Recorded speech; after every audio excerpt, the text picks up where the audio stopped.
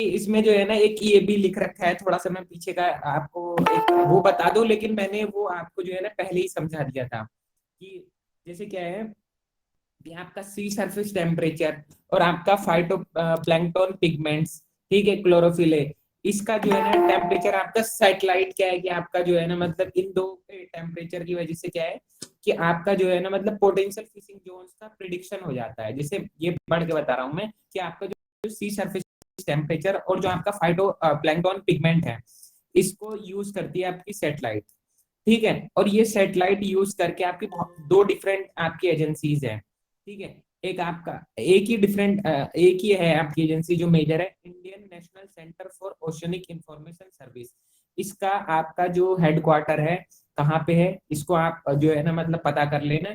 तो ये आपका जो Indian national centre for oceanic information service, ये पोटेंशियल फिशिंग जोन को आइडेंटिफाई करने के लिए क्या है कि आपकी यूज होती है।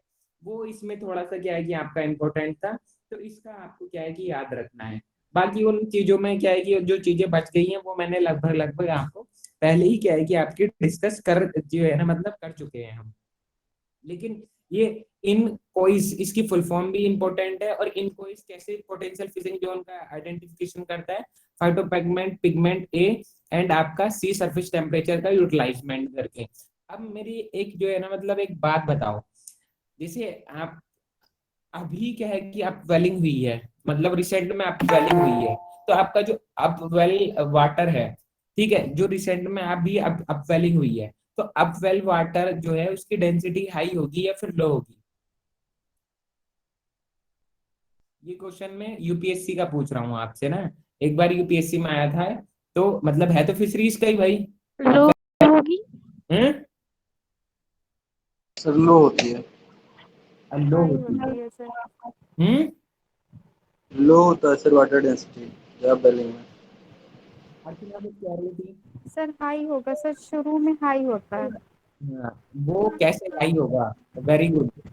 मैं कैसे देखो, वैसे तो आपका जैसे आप ओशंस की बात करोगे तो गोरख तिवारी जी कह रहे थे कि आपका जो सरफेस का वाटर होगा उसकी डेंसिटी लो होगी, और जो आपका बॉटम में होगा उसकी डेंसिटी हाई होगी। इन्होंने कहा सही, लेकिन आपका मैंने क्वेश्चन क्या पूछा था कि अभी अपवेलिंग हुई है, तो आपका जो बॉटम रिच वाटर है, अपवेलिंग का मतलब क्या है कि जो बॉटम न्यूट्रिएंट रिच वाटर है वो उसकी हाई डेंसिटी होगी, वो आपका ऊपर आ गया है। करंट किसी जो है ना वेलिंग बहुत सारे काउजेस की वजह से होती है, तो वो आपका जो बॉटम में न्यूट्रिएंट रिच वाटर है उसकी डेंसिटी हाई है, लेकिन वो किन्हीं कुछ कारणों की वजह से आपका सरफेस पे आ गया है। तो अभी मैंने बोला ना कि अभी हुई है, तो वो हाइयर डेंसिटी तो होगी ना, इनिशियल उसकी हाइयर डेंसिटी होगी, बाद में वो डेंसिटी रिड्यूस होती रहेगी।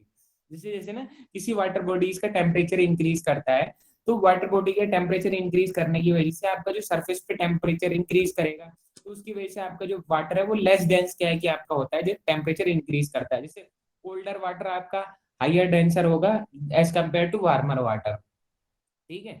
तो ये क्या है कि मैं कहना चाह रहा था, जैसे ना आपने देखा होगा, जिसमें एक बात आपको बात बताता हूँ कि आप ये कंसिडर कीजिएगा कि एक ना वो है क्या नाम, पानी। पानी आपने क्या काम करा, उसको भाप बना दी, तो पानी का टेम्परेचर क्या है कि आपका हाइयर था, तो वो ऊपर की तरफ क्या है कि आपका उड़ेगा, भाप ऊपर की तरफ उड़ती है ना। और इसी तरीके से भाप का मैं एग्जांपल दे रहा था क्योंकि उस भाप का टेम्परेचर ज्यादा था। एक वो होती है ना, क्या नाम क्या बोलते हैं उसको, ड्राई आइस।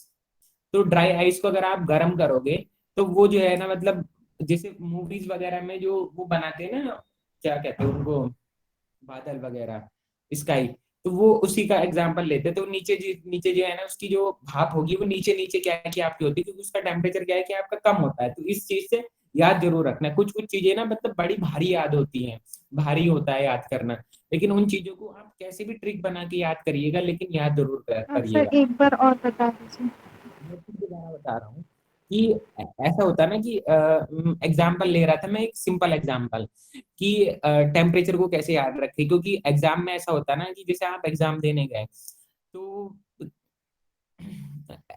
एक्यूरेसी बड़ी इंपॉर्टेंट होती है। एक्यूरेसी का मतलब मैं क्या बताता हूँ, जैसे क्या है कि जब मैंने जो है ना 12th पास किया था, एक मेरा बैचमेट था, मैंने भी एआईपीएमटी का एग्जाम दिया था, उसने भी एमपीएमटी का एग्जाम दिया था। तो जब वो एपीएमटी का एग्जाम देके बाहर निकला था तो उस टाइम पे 90 क्वेश्चन आते थे आपकी बायो में। तो मैंने उससे पूछा कि बायो में तो कितने करके आया है? उसने कहा कि मैं 89 बायो में क्वेश्चन करके आया हूँ। तो फिर मैंने पूछा कि सही कितने करके आया, तो मैं सही 89 करके आया हूँ, एक मैं करके नहीं आया हूँ। और वो उस टाइम का ऑल इंडिया का तो टॉपर नहीं था, लेकिन ऑल इंडिया का बायो का टॉपर था, उसकी 125 ऑल इंडिया रैंक थी। तो मतलब अगर आपके पास एक्यूरेसी है, तो एक्यूरेसी मतलब ऐसे नहीं आती भाई, जो है ना, तैयारी तो आप सब कर रहे हो सकता है कि आपको 44 क्वेश्चन इस 45 क्वेश्चन पिछले साल की तरह इस किताब से मिले, हैंडबुक से, और आप एक महीने में इसको पढ़ भी लोगे, और बहुत सारे बच्चे पढ़ भी रहे हैं, लेकिन उसमें से हो सकता है कि आप 40 क्वेश्चन ही सही कर पाओ, 38 क्वेश्चन ही सही कर पाओ। तो एक्यूरेसी मतलब पढ़ने से भी आती है, बार बार रिवीजन से भी आती है, और कुछ चीजें ट्रिकी याद करने जो ट्रिकी होती हैं, तो उनको ट्रिक बना लिया आपने, उससे याद कर ली। तो मैं एक सिंपल ट्रिक्स बता रहा था कि आप कैसे उसको याद रख सकते हो अपवेलिंग का। कि जैसे आप क्या है कि एक आपके पास बर्तन है, आपने उसको गर्म किया, तो भाप जो हुई, तो उससे जो भाप निकली उसका टेम्परेचर हाई है, वो एक तरीके की गैस हुई, तो वो क्या है कि आपका ऊपर की तरफ क्या है कि आपकी जाती है, मतलब वो आसमान की तरफ। उसी तरीके से आपकी जो ड्राई आइस होती है, ड्राई आइस को अगर आप हीट करोगे, तो ड्राई आइस का टेम्परेचर 70 -78 के समथिंग होता है। ड्राई आइस को आप जो हीट करोगे, तो जैसे सपोज आपने उसको -10 तक ले आए, -5 तक ले आए, -0 तक ले आए, तो वो जो है ना भाप की बनने की तरह ही जो है ना होगी, लेकिन भाप की तरह ही होगी, लेकिन वो जो भाप होगी वो जो है ना नीचे की तरफ, सरफेस की तरफ क्या आएगी, आपका मूव करेगी, आपके पैरों की तरफ आएगी वो। ठीक है, तो उसका ही मूवीज में इस्तेमाल किया जाता है वो बनाने के लिए। जैसे आपने देखा होगा ना कि कोई सीन है, वो आसमान में लेना है, मतलब बादलों में लेना है, तो बादल इसी तरीके से क्या है कि क्रिएट किए जाते हैं। तो वो मैं एक आपको जो है ना एग्जांपल लेके बता रहा था। तो अब हम जो नेक्स्ट चैप्टर स्टार्ट करने वाले हैं, वो डिमर्सल फिशरीज का क्या है कि चैप्टर हम स्टार्ट करने वाले हैं। तो इसलिए मैंने आपसे पूछा था कि साहसिस आपकी प्लेजिक वाटर और आपकी डिमर्सल फिश, तो ये मैं इसलिए पूछ रहा था। तो सब बच्चों ने बताया था कि डिमर्सल है, वो आपने सही बताया। तो जो सार्क्स है, या फिर जो ग्रुपर्स है, स्नैपर्स है, थ्रेड फिन्स है, पॉम्फ्रेट है, और इंडियन हेलीबुट्स, ये आपकी डिमर्सल फिशेज है। डिमर्सल फिशेज जो आपकी बॉटम में रहना क्या है कि आपका पसंद करती हो। अब जैसे यहाँ पे ग्रुपर्स की बात आई, तो ग्रुपर्स आपके आपके हर्मेफ्रोडाइट होते हैं, सबको पता है। तो हर्मेफ्रोडाइट भी दो तरीके हुए होते हैं, एक प्रोटेंड्रस, एक प्रोटोगाइनस। तो ग्रुपर्स क्या है? प्रोटोगाइनस। प्रोटोगाइनस। प्रोटोगाइनस में क्या होता है, मेल पहले होता है फिर फीमेल बाद में होता है, फिर फीमेल पहले होता है फिर मेल बाद में होता है, क्या होता है? फीमेल फीमेल पहले होता है, मेल बाद में। फीमेल पहले मेल बाद में।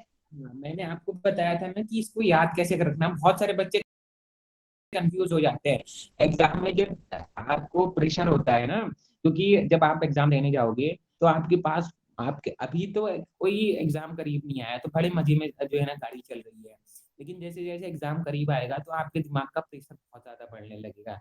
और उस प्रेशर में जो है ना आदमी बहुत सारी चीजें ऐसी गलत करके आता है, सिली सिली मिस्टेक, जो आपको निगेटिव में लाके बड़ी रैंक गिरा देती हैं।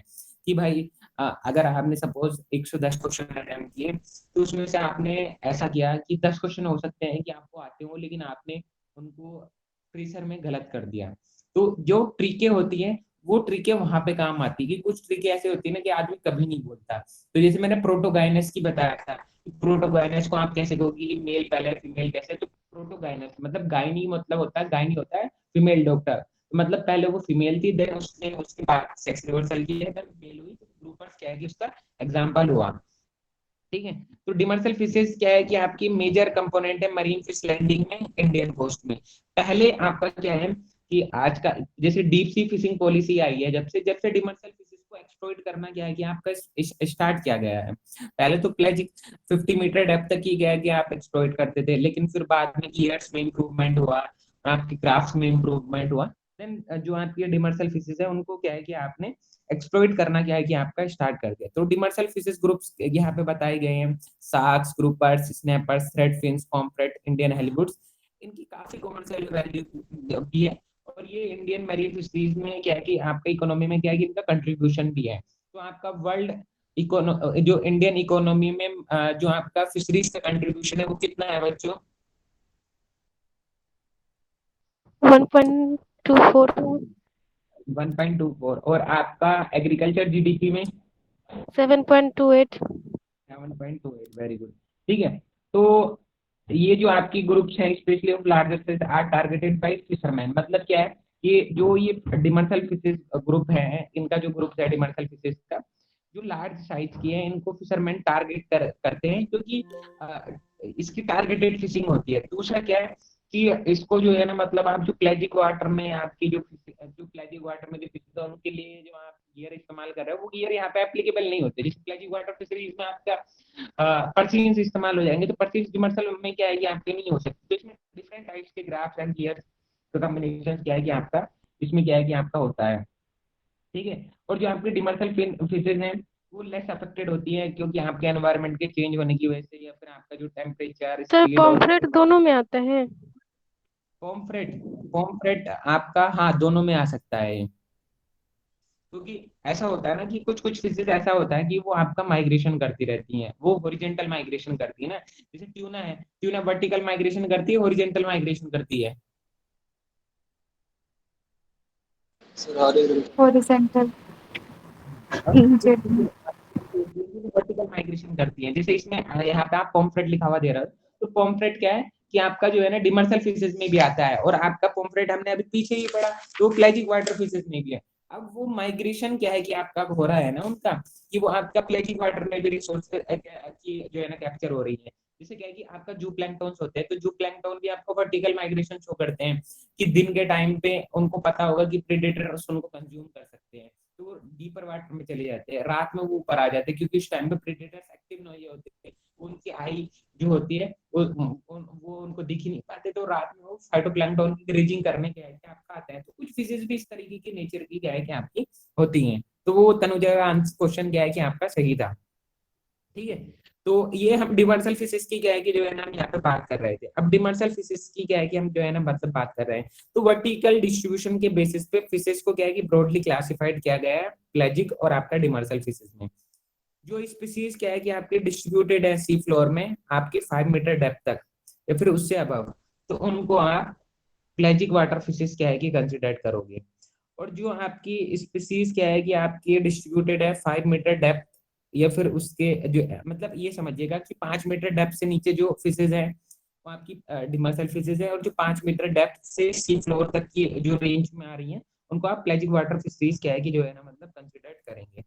तो ये आपकी होगी प्लेजिक वाटर फिशेज। ठीक है। तो आपकी जो प्लेजिक वाटर फिशेज हैं वो जो है ना मतलब एक तरीके से उनका मेजर कंट्रीब्यूशन है, लेकिन वो आपका टाइम के साथ साथ क्या है कि वो रिसोर्सेज कम होती जा रही हैं। तो फिर नई नई पॉलिसीज क्या है कि आपकी लाई गई, और उनको क्या है कि आपका एक्सप्लॉइट क्या है कि आपका किया गया।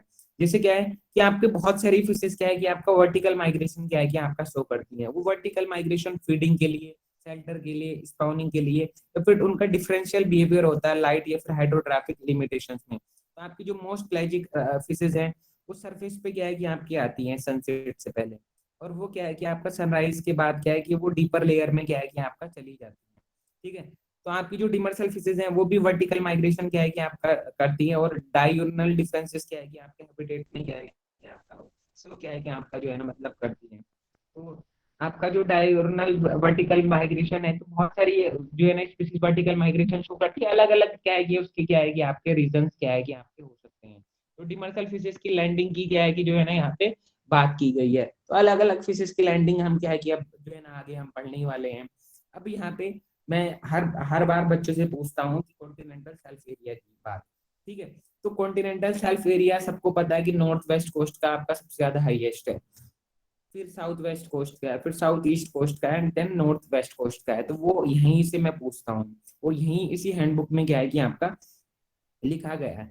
अब जैसे क्या है कि आप प्राइमरी प्रोडक्टिविटी को एसेस करके आप प्लेजिक वाटर फिशेज जो सरफेस पे आपकी है, या फिर प्राइमरी प्रोडक्टिविटी को छोड़िएगा, आप सी सरफेस टेम्परेचर और फाइटोप्लैंक्टन पिगमेंट से आप जो है ना जो आपका फिशरीज है पोटेंशियल फिशिंग जोन उसको आइडेंटिफाई कर लेते हो, मेनली प्लेजिक वाटर फिशरीज को। अब अगर आपको डिमर्सल फिशरीज का पता लगाना है कि कहाँ पे डिमर्सल फिशरीज है, उसको कैसे पता लगाओगे आप? Benthic biomass. Benthic biomass is one of the valid parameter for estimating the productivity of demersal fisheries resources। इसको याद रखिएगा, बहुत इंपॉर्टेंट है कि आपका जो बेंथिक बायोमास है वो one of the most valid parameter है जो आपका यूज होता है आपका डिमर्सल फिशरीज रिसोर्सेज को आपको एस्टिमेट करने के लिए, उसकी प्रोडक्टिविटी को क्या है कि आपका एस्टिमेट करने के लिए। ये आपका बहुत ज्यादा क्या है कि आपका इम्पोर्टेंट है। अब जैसे डिमर्सल फिशरीज की क्या है कि हम बात कर रहे हैं। ठीक है। तो आपके चार फेमस कोस्ट हैं। 4 फेमस कोस्ट हैं आपके, north east, south west, north west. तो जो आपके सियानिड्स, कैटफिशेस और पॉम्फ्रेट हैं वो नॉर्थ ईस्ट कोस्ट में प्रोमिनेंट है। साउथ ईस्ट कोस्ट पे आपकी silver bellies and sciaenids prominent है। साउथ वेस्ट कोस्ट पे आपके thread fin bream, lizard fish and sole south west coast पे फेमस है। और आपकी जो नॉर्थ वेस्ट कोस्ट है उसमें आपके thread fin bream, catfishes and sciaenids क्या है कि आपके फेमस है। तो एक तरीके का क्या है कि ये फेमस है या फिर प्रोमिनेंट है, वो मैंने कंपैरिजन क्या है कि आपको बताया कि कौन सी फिशेस कहाँ कहाँ क्या है कि आपकी पाई जाती हैं। अब नेक्स्ट हम मेजर डिमर्सल फिशेस ग्रुप्स की क्या है कि जो है ना यहाँ पे बात जो है ना मतलब करने वाले हैं। ठीक है, तो जैसे क्या है कि जो डिमर्सल फिशरीज जो है ना आपकी जो एक्सप्लॉइटेड 21 मेजर फिशिंग ग्रुप्स, मतलब तुम्हारे 21 मेजर फिशिंग ग्रुप्स में आपके जो है ना डिमर्सल फिशरीज को क्या है कि आपका एक्सप्लॉइट क्या है कि आपका किया जाता है। तो वो अलग अलग बायोलॉजिकल कैरेक्टरिस्टिक्स होती है और वो कई सारे जो है ना वैरायटी के जो है ना इकोलॉजिकल नीचे क्या है कि वो आपका ऑक्यूपाई क्या है कि आपका करती है। तो जैसे कुछ फिशेज आपकी विवी पैरस होती हैं, कुछ आपकी ओविवी पैरस होती है, कुछ आपकी माउथ ब्रूडर्स होती हैं। ठीक है, तो कुछ आपकी ऐसी फिशेज भी है जैसे आप तिलापिया को माउथ ब्रूडर्स कंसिडर करते हो, तो आप ये थोड़ी कह सकते हो कि भाई तिलापिया माउथ ब्रूडर्स है। बहुत सारी फिशेज आपकी क्या है कि माउथ ब्रूडर्स क्या है कि आपकी हो सकती हैं। जैसे क्या है कि तिलापिया में अगर आपको जो है मतलब बात की जाए तो आप मुझे ये बता सकते हो कि जो आपकी ओरियोक्रोमिस मोसम्बिकस है ये मैटरनल माउथ ब्रूडर्स है, बाई पेरेंटल माउथ ब्रूडर्स है, ये सबस्ट्रेट स्पाउनर है? Biparental. मैं बाई पेरेंटल किसी ने एम कहा वो था, क्या नाम था उनका? Maternal. Maternal maternal mouth ब्रूडर, maternal mouth ब्रूडर क्या है कि आपका करेक्ट आंसर है। इसको याद रखिएगा बच्चों ने। ये जो चीजें होती है ना ये बड़ी कंफ्यूजन होती है, तो इनको आप जो है ना आप इस तरीके से याद रखिएगा, MOO। तो आपका मैटरनल माउथ ब्रूडर्स में आपकी ओरियोक्रोमिस मोसम्बिकस एंड ओरियोक्रोमिस निलोटिकस हो गया। जो बाई पेरेंटल का मतलब समझ रहे हैं ना, मैटरनल माउथ ब्रूडर सिर्फ उनकी जो मम्मी होगी उन अपने बच्चे को मुंह में रखेगी। बाई पेरेंटल माउथ ब्रूडर्स में क्या होगा कि दोनों पेरेंट्स मेल और फीमेल दोनों, तो इसमें आपकी जो सारोथिरोडोन गैलियस एंड सारथिरोडोन मैक्रो सर एक बार और सिफेलस, बता दीजिए। BSSMO जो आपकी मैटरनल माउथ ब्रूडर है ओरियोक्रोमिस मोसम्बिकस एंड ओरियोक्रोमिस निलोटिकस मैटरनल माउथ ब्रूडर है। आवाज आ रही है ना बच्चों आप सभी लोगों को मेरी? सर क्लियर नहीं है। क्या यार आवाज क्लियर नहीं है। एक सेकंड रुकिएगा बस जरा ना, अभी होगी, रुको। अब आ रही है बच्चों आवाज मेरी क्लियर? मैसेज जी आ रहे सर। हैं, आ रही है। Yes sir. मैटरनल माउथ ब्रूडर्स की हम बात कर रहे थे, तो जो आपकी ओरियोक्रोमिस मोसम्बिकस एंड ओरियोक्रोमिस निलोटिकस है वो मैटरनल माउथ ब्रूडर्स है। और आपकी जो सेरोथिरिडोन गैलीलियस एंड सेरोथिरिडोन मैक्रोसिफेलस ये आपकी बाई पेरेंटल माउथ ब्रूडर्स है। एंड आपकी जो सबस्ट्रेट स्पाउनर है तिलापिया जिली, ये सबस्ट्रेट स्पाउनर है। तो इनको जो है ना जरूर क्या है कि आप जो है ना मतलब याद रखिएगा। कोई मुझे ये बता सकता है कि निफ्पेट कब एस्टेब्लिश्ड हुआ था? ये सारे मैं प्रोसेसिंग या फिर मैरीन फिशरी से रिलेटेड ही क्वेश्चंस पूछ रहा हूँ क्योंकि यही हम पढ़ रहे हैं ना। निफ्पेट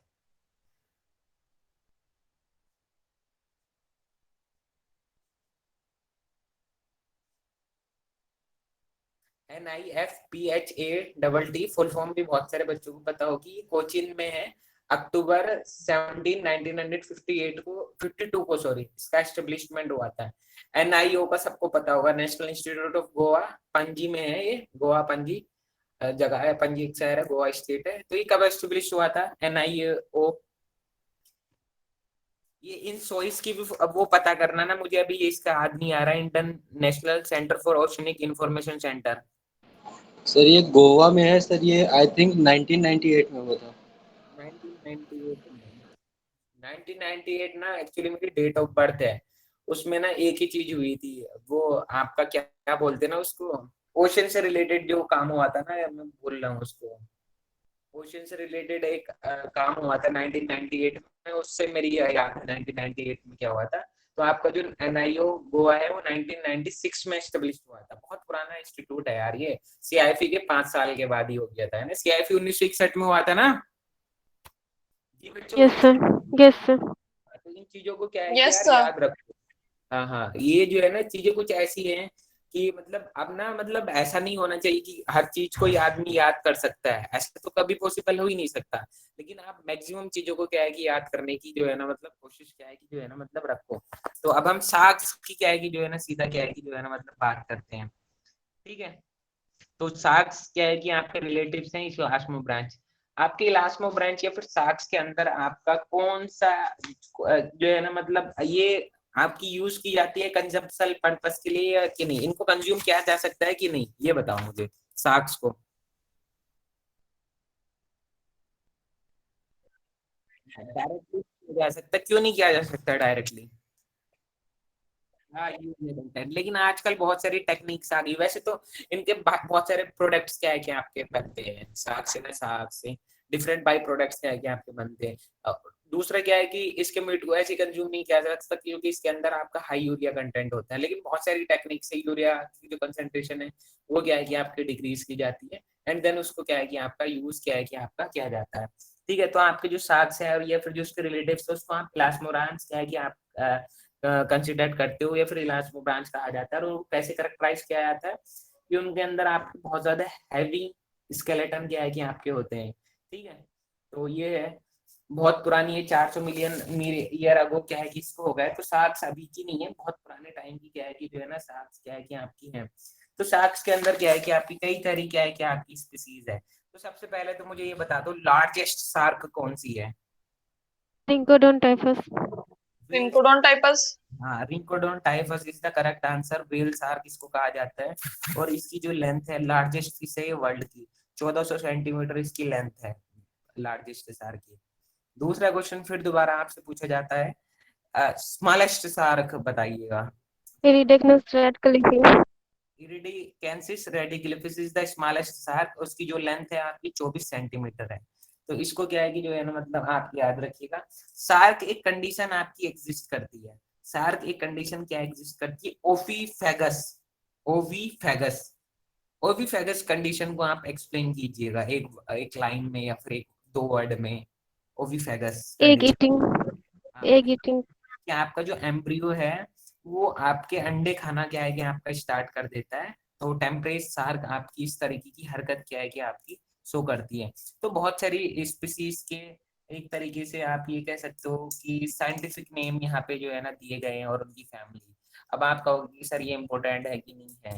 इम्पोर्टेंट, वेरी वेरी इंपॉर्टेंट है। मतलब हो सकता है कि पिछले कुछ एग्जाम में ना पूछे गए हो, लेकिन आने वाले कुछ एग्जाम्स में आपको इनसे रूबरू होना पड़ सकता है। तो और जो साउथ इंडियंस बच्चे हैं या फिर जो गुजरात केरला का ये जो है ना मतलब आप बच्चों को कंसिडर मत करो भाई यार इसका तो एग्जाम दोगे, सभी को देना है। और सभी जो है ना कि चलो कहीं कहीं पे जो है ना मरीन फिशरीज बहुत ज्यादा कंसंट्रेटेड होती है कि वहाँ पे आती ही आती है। नॉर्थ के बच्चों को इतना जो है ना एक्सपोजर नहीं होता, उनकी स्टेट कम्पिटिटिव एग्जाम्स में नहीं आती। तो वो अलग सोच सकते हैं, लेकिन ईआरएस में तो भाई सबको एक जैसा होता है, तो इसको याद रखना बड़ा जरूरी है। तो इनको दो दो करके आप याद कीजिएगा, ज्यादा याद मत कीजिएगा कि भाई अगर दो भी मैक्सिमम अगर आप याद कर ले रहे हो। और बहुत सारे आपको याद भी होंगे, जैसे हैमर हेडेड का सबको पता होगा कि कॉमन नेम क्या है या फिर इसका साइंटिफिक नेम क्या है। तो ये कुछ चीजें जो है ना बच्चे ये है ना आपको बहुत पहले भी क्या है कि आपने ये याद कर रखे होंगे। गिटार फिश का कोई साइंटिफिक नेम बता सकता है? रैन रिंको बाइटेडी। रिंको बैटस। हाँ, रिंकोबेटस डिजेंटेनेसिस करके है।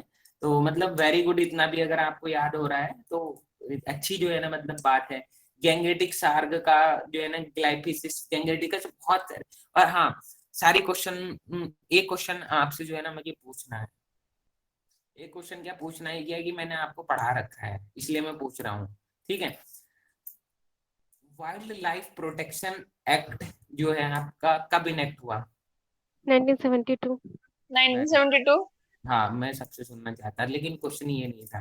तो इसका जो शेड्यूल 1 था उसमें 4 स्पीसीज को प्रोटेक्ट किया गया था, उन 4 स्पीसीज के नाम बताओ मुझे, क्वेश्चन ये है आपसे ना। रिंकोडोन टाइफस। जी। दो रे था। हाँ, एंड प्रिस्टिस था दो। जी गैंगेटिकस, गैंगेटिक शार्क भी था। हाँ, एक्चुअली तनुजा ने जितना भी आंसर किया वो सही था। मैं थोड़ा सा उसमें ऐड कर देता हूँ कि 4 स्पीसीज को शेड्यूल फर्स्ट जो था आपका वाइल्ड लाइफ प्रोटेक्शन एक्ट का, उसमें प्रोटेक्ट किया गया था। आपकी बेल पौंडीचेरी शार्क भी था sir. Pondicherry shark, whale shark, Gangetic shark and आपकी स्पीयर टूथेड शार्क। अब इनके साइंटिफिक नेम भी, क्योंकि भाई अब पता लगा, मैं तो ये बता दिया इसमें ऑप्शन में साइंटिफिक नेम दे दिए और ये साइंटिफिक नेम दिए हैं। अगर आप 219 का क्वेश्चन पेपर देखोगे तो उसमें पूछ रखा था, एक स्पीसीज को आइडेंटिफाई करना था ना जो wild life protection act schedule first के अंदर आपकी प्रोटेक्टेड की गई थी। तो मतलब आप इसको कम इम्पोर्टेंट नहीं कह सकते हो ना। तो इसलिए ये क्या है कि मैंने आपसे ये क्वेश्चन पूछा भी। अब कोई मुझे ये बता सकता है कि आपकी जो थ्रेड फिन ब्रीम्स हैं, ये कौन सी फैमिली के अंदर क्या है कि आपकी आती हैं? नेमेप्टेरिडी। निमिप्टेरिडी। ऑर्डर क्या है इनका? पर्सिफॉर्मिस। पर्सिफॉर्मिस इज द करेक्ट आंसर। तो मतलब बाकी बच्चे भी जो है ना मतलब आंसर देने की कोशिश करें, क्योंकि देखो ऐसा है कि ये जो आपका जो डिमर्सल फिशरीज है ना, ये इसमें जो है ना एक एक लाइन पढ़ने की जरूरत है नहीं, क्योंकि जो इसमें इंपॉर्टेंट चीजें हैं वो इंपॉर्टेंट ही हैं। इनका डाटा तुम हैंडबुक का डाटा याद करने का कुछ फायदा ही नहीं है, क्योंकि ये पुराना हो चुका है कि भाई इसमें जो है ना अगर कंजप्शन की बात की जा रही है कि 2006 में इतना कंजप्शन था, 2007 में इतने इतने परसेंट कंजप्शन हुआ, तो वो आएगा ही नहीं क्वेश्चन, क्योंकि भाई अब पुराना हो गया है मटेरियल ना, अब तो रिसेंट से आएगा। तो इसलिए जो है ना इसमें लाइन टू लाइन पढ़ने की तो जो है ना मतलब क्या है कि आपका है नहीं। अब जो है ना इसकी लाइफ पैटर्न में तो हम ज्यादा भी यहाँ नहीं पहुंचे हैं, तो आगे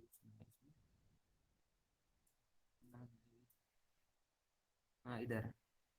अब जो है ना ओविपेरिटी क्या है कि आपकी साथ में क्या है कि आपको देखने के लिए क्या है कि आपका मिलती है कि ओविपेरिटी जो है कि साथ में वो कंसिडर की जाती है कि ये प्रिमिटिव मोड है रिप्रोडक्शन का। ठीक है, ओविपेरिटी में इन्वॉल्व डिपोजिशन ऑफ ओवा inclusion capsule outside the maternal body. अब सारी चीजें इसमें से एक क्वेश्चन मुझे आपको जो है ना मतलब लग गया कि इसमें जो फर्टिलाइजेशन होता है इंटरनल फर्टिलाइजेशन होता है। तो इंटरनल फर्टिलाइजेशन जैसे आपका गोनोपोडियम रेस्पॉन्सिबल होता है इंटरनल फर्टिलाइजेशन में आपका पोसिलिडिया फैमिली में। आपका साक्स की फैमिली में इंटरनल फर्टिलाइजेशन के लिए कौन सा ऑर्गन रेस्पॉन्सिबल होता है? मेरा क्वेश्चन समझ पाए ना बच्चों? आवाज आ रही है बच्चों मेरी? Yes sir. सर मेरा you hmm sir question repeat. Question repeat करता हूँ मैं, कोई दिक्कत नहीं है। जैसे क्या है कि आपका साक्स में इंटरनल फर्टिलाइजेशन होता है, ठीक है। तो इंटरनल फर्टिलाइजेशन आपका पोइसिडिया फैमिली के जो मेंबर्स हैं उसमें भी इंटरनल फर्टिलाइजेशन होता है। तो इंटरनल फर्टिलाइजेशन में गैमेट्स के ट्रांसफर करने के लिए पोइसिडिया फैमिली में गोनोपोडियम रेस्पॉन्सिबल होता है। तो साक्स में कौन रेस्पॉन्सिबल होता है, कौन सा ऑर्गन रेस्पॉन्सिबल होता है? बेटा ये क्वेश्चन ना मैंने एक तरीके से इस तरीके से पकड़ा ना, मतलब एक कान पकड़ना था इधर और लेफ्ट कान पकड़ना था लेफ्ट हाथ से क्लास पर। है क्लैश पर। हाँ ये जो है ना मैंने कर दिया ना कंफ्यूज। बेटा इस तरीके के क्वेश्चंस आपको इंटरव्यू में पूछे जाते हैं, इस तरीके के क्वेश्चंस आपको एआरएस में पूछे जाते हैं। मतलब कान पकड़ना था राइट हाथ से, लेकिन उसको जो है ना घुमा के पकड़ लिया, तो मतलब मैंने आपको कंफ्यूज किया। तो मतलब इस तरीके के आजकल एआरएस वो जो है ना जेआरएफ तो क्वेश्चन नहीं पूछता, लेकिन एआरएस पूछ लेते हैं। मैं पूछ भी सकता कि प्लस क्लास पर में इंटरनल फर्टिलाइजेशन के लिए ऑर्गन कौन सा रेस्पॉन्सिबल होता है गैमेट्स ट्रांसफर करने के लिए, साथ में तो क्लास पर कोई भी जो है ना मतलब आंसर दे देता। तो ये क्या है कि इसलिए क्या है कि मैंने आपको यहाँ पे इसको पूछा। अरे यार PDF कम है। तो ये अब जो गेस्टेशन पीरियड होता होगा, जो अब गेस्टेशन पीरियड एक तरीके से इंक्यूबेशन पीरियड क्या है कि आप कंसिडर क्या है कि इसको कर सकते हो। तो गेस्टेशन पीरियड क्या है कि आपका इसमें क्या है कि आपका होता है, ठीक है। तो जो आपका साक्स है ये खाई तो नहीं जाती है, मतलब चलो अब तो लोग इसको एक तरीके से अलग अलग प्रोडक्ट अलग अलग आइटम इससे क्या है कि आपका मैन्युफैक्चर करने लग गए हैं, लेकिन पहले ये जो है ना खाई वगैरह नहीं जाती थी। बाकी इसका जो हर एक पार्ट है साक्स का, उसकी बड़ी अपनी एक अलग क्या है कि आपकी इम्पोर्टेंस है। एवरी पार्ट जो है ना एक अच्छा प्राइस जो है ना मतलब अट्रैक्टिव प्राइस क्या है कि आपका होता है। इसकी लार्ज जो है ना मतलब आपकी टारगेटेड डिमांड है इसकी ना। ठीक है, तो इसका जो मीट है वो फ्रेश, फ्रोजन और ड्राइड फॉर्म में क्या है कि आपका यूज होता है। इसका जो लीवर है उससे ऑयल क्या है कि आपका एक्सट्रैक्ट होता है। तो जो शार्क लीवर ऑयल है वो कौन से विटामिन में रिच होता है बच्चों? AND। एंडी। इसके फिंस आपके सूप प्रिपेयर करने के लिए क्या है कि आपके यूज होते हैं। इसका जो हाइड है वो लेदर, मतलब एक तरीके इसका जो लेदर है, हाइड भी कह सकते हो, हाइड मतलब इसकी जो खाल है वो बैग्स को मैन्युफैक्चर करने के लिए, गारमेंट्स को मैन्युफैक्चर करने के लिए, जार्स को मैन्युफैक्चर करने के लिए, और टीथ एज ए ऑर्नामेंट। ये सब क्या है कि आपका जो है ना, इसकी जो टीथ वगैरह है, जबड़े हैं, ये सब क्या है कि अलग अलग क्या है कि आपका इसका जो है ना मतलब काम है। तो इसको बड़ी तेजी से क्या है कि आपका एक्सप्लोइट एक्सप्लोइट क्या है कि आपका क्या किया गया है। ठीक है, अब मुझे ये बताइएगा इसमें ना, मतलब मैं पता नहीं कहाँ कहाँ से क्वेश्चन पूछ ले रहा हूँ आज ना, कि आपका एक most expensive fish product in the world. Option कुछ नहीं है। फिन। हम्म। Cuisine soup. हाँ, Shark ओरिएंट। fins. हाँ, shark fin most expensive fish product in the world. Oriental cuisine या फिर शार्क फिन जिसको कह रहे हो आप, वो मोस्ट एक्सपेंसिव प्रोडक्ट है आपके वर्ल्ड में। ठीक है, तो इसको क्या है कि आप जो है ना याद रखिएगा। एक्चुअली ना मतलब ये जो बुक है मेरी जिससे मैं आपको पढ़ा रहा हूँ, ये मेरी यूजी की बुक है। तो मैंने जो इम्पोर्टेंट इम्पोर्टेंट चीजें थी वो मैंने बुक्स में ही क्या है कि आपकी लिख रखी थी। तो इसलिए क्या है कि मैं तेजी से क्या है कि उस चीज को क्या है कि आपको एकदम से पढ़ा के लेके चल रहा हूँ ना। और एक शार्क की एक फेमस फिशिंग होती, मतलब शार्क को हार्वेस्ट करने के लिए एक फेमस फिशिंग होती है, उस फिशिंग का क्या नाम है? Harpoon harpoon. fishing. Harpoon fishing, very good. Next यहाँ पे मैंने अगले, ये जो है इसमें मैंने आपको बता ही दिया है कि भाई आपका जो Indian wild life protection, Indian कह रहा हूँ, वाइल्ड लाइफ प्रोटेक्शन एक्ट जो है 1972, उसके शेड्यूल 1 के अंतर्गत आपकी 4 स्पीसीज को क्या है कि आपका जो है ना प्रोटेक्ट किया गया है। तो उसको क्या है कि जो है ना मतलब क्या है कि आपका रखेंगे। और इसके साथ साथ शार्क के साथ साथ आपकी 2 रेज हैं, 3 साफ फिशेज हैं। ठीक है, और एक आपकी जो है ना मतलब एक गिटार फिशेज है। तो इसको भी आप याद रखिएगा कि इसको भी शेड्यूल 1 के अंदर आपका प्रोटेक्ट किया है कि आपका कर लिया गया है ना ना। शार्क के साथ साथ एक तो वेल शार्क रखी गई है, 2 रेज क्या है कि आपकी रखी गई है। ठीक है, 3 साफ फिशेज भी रखी गई हैं, और आपकी एक गिटार फिश भी क्या है कि आपकी रखी गई है। तो इसलिए क्या है कि इसको यहाँ पे आपको बताया गया। नेक्स्ट, इनको भी इंक्लूड कर लिया गया है। जो बाकी 4 स्पीसीज मैंने बताई थी, whale shark, Pondicherry shark, Gangetic shark and squid toothed shark के साथ साथ इन स्पीसीज को भी क्या है कि आपका इंक्लूड क्या है कि जो है ना आपका कर लिया गया है। अब नेक्स्ट है आपका परचेस की क्या है कि जो है ना हम यहाँ पे बात कर रहे हैं। तो सबसे पहले तो मुझे ये बताइएगा, आपकी जो स्नैपर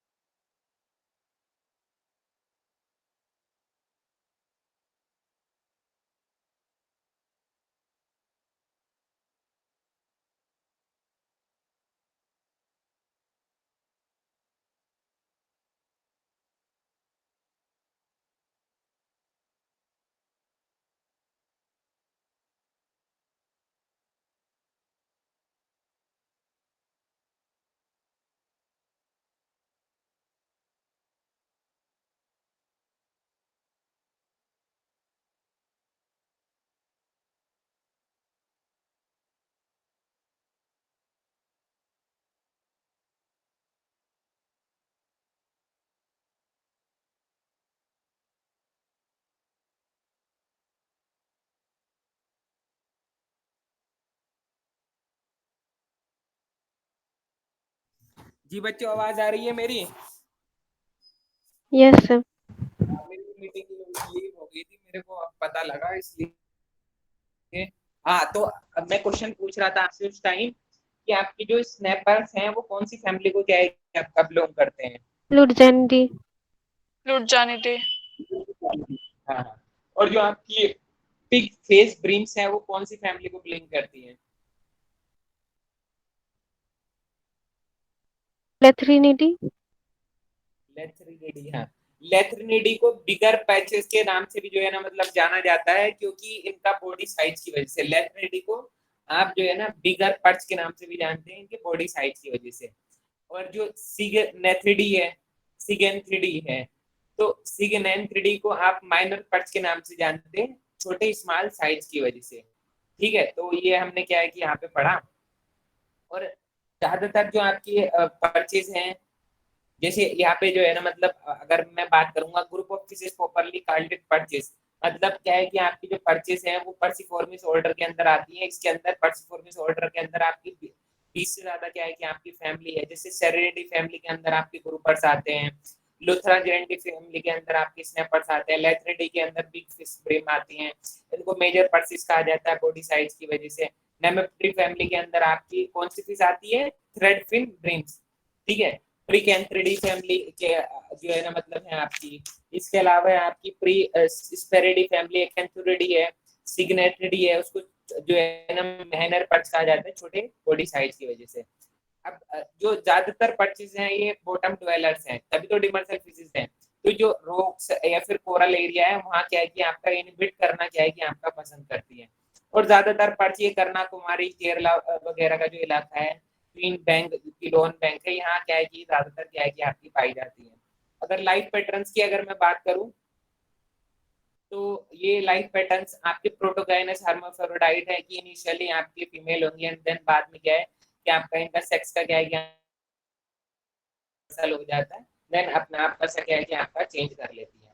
ठीक है, तो जो आपके ग्रुपर्स हैं, ग्रुपर्स के फूड एंड फीडिंग हैबिट्स की क्या है कि जो है ना अगर हम बात करें तो वाइड वैरायटी के जो फिशेज हैं उसको क्या है कि आपका जो है ना मतलब खाना पसंद करती है। जैसे आपके जो बड़े बड़े क्रस्टेशियंस है, सीफेलोफोड्स हैं, उनको क्या है कि आपका खाती है। इनका बड़ा हेड और बड़ा माउथ होता है ग्रुपर्स का। लार्ज वॉल्यूम जो वाटर का और प्रे का क्या है कि उसको जो है ना गल्प कर लेती है। तो ये क्या है कि आपका जो है ना मतलब क्या है कि आपका हुआ। तो ये एक तरीके से जो है ना मतलब हमने परचेस की क्या है कि जो है ना हमने यहाँ पे बात कर ली। बाकी इसमें कुछ इतना ज्यादा तो क्या है कि आपका कोई इंपॉर्टेंट नहीं है। फिर थ्रेड ब्रिम है जो पर्सिफॉर्मिस ऑर्डर को क्या है कि आपका बिलोंग करती है। तो इसको जो है ना मतलब क्या है कि अभी ये चैप्टर है, इसमें अभी थोड़ी बहुत जान है कि इसको कल के लेक्चर में क्या है कि आपका खत्म किया जाएगा डिमर्सल फिशरीज को। बाकी इसमें कुछ कुछ हल्की हल्की चीजें हैं जो इम्पोर्टेंट है, तो उसी हिसाब से क्या है कि हम उसको जो है ना मतलब लेके चल रहे हैं। कोई मुझे ये बता सकता है कि आपका जो कोड एंड है उसका जो मिनिमम मैच साइज है सस्टेनेबल फिशरीज के लिए, उसका मिनिमम मैच साइज कितना है कोड एंड 40 का? mm. 40 mm. 40, हाँ वो 30 35 40 mm. 35 mm. 35 mm। अब मैं कंफ्यूज हो गया हूँ क्योंकि एक मिनट मुझे वो क्वेश्चन देखना पड़ेगा ना जो Sir, आपका इसका 35. कोड एंड का ना ये पूछ रखा था। 35 mm हैंडबुक का करेक्ट आंसर है। और उसका चलो मैं देख के आपको जो है ना मतलब बता दूंगा, वो बुक मुझे अभी हाथ नहीं लग रही है, तो उसको मैं आपको देख के बता दूंगा। अब मुझे ये बताइएगा कि आपका जो एस्टिमेटेड मरीन फिश पोटेंशियल है, एस्टिमेटेड मरीन फिश पोटेंशियल है प्रीवियस ईयर के अकॉर्डिंग वो कितना है एस्टिमेटेड मरीन फिश पोटेंशियल? वो 3.93 मिलियन मैट्रिक टन है। इसको भी थोड़ा सा क्या है कि याद रख लो। अभी रिसेंट का तो पता नहीं है क्योंकि अभी मैंने कहीं उसको देखा भी नहीं है और ना ही आपने देखा होगा। तो कुछ पुराने सालों का है estimated fish marine fish potential. ठीक है, तो ये है आपका। तो ज्यादा इसमें मरीन फिशरीज में हमें समय भी नहीं लगने वाला कि बहुत ज्यादा समय लगेगा।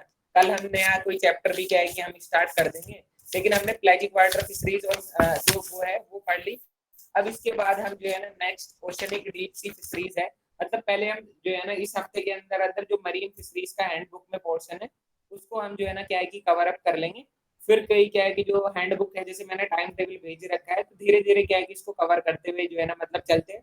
और आप भी क्या है कि चीजें रिवाइज करो क्योंकि अब रिवीजन का बहुत ज्यादा क्या है कि टाइम है, अब सिलेबस कवर अप करने का टाइम तो खत्म हो गया है। अब रिवीजन का टाइम है, तो रिवीजन क्या है कि आपका मोस्ट इम्पोर्टेंट भी है। तो ठीक है फिर बच्चों, क्या है कि हम आगे की क्लास क्या है कि कल कंटिन्यू करते हैं। Thank you.